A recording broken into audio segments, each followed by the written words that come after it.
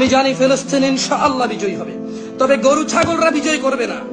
গরু ছাগলরা বিজয় করবে না, বেনামাজি সম্প্রদায় বিজয় করবে না, কোরআন তেলাওয়াত করতে জানে না এমন সম্প্রদায়টাকে বিজয় করবে না।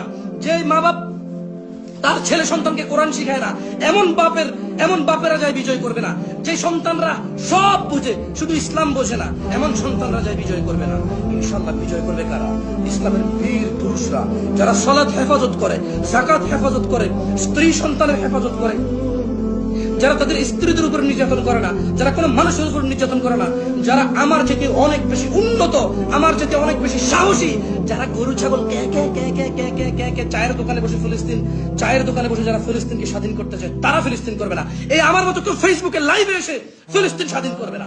যারা ফিলিস্তিন স্বাধীন করবে তারা ভিন্ন লেভেলের মানুষ হবে। যারা ফিলিস্তিন স্বাধীন করবে they are the real Muslim, they are the real fighter.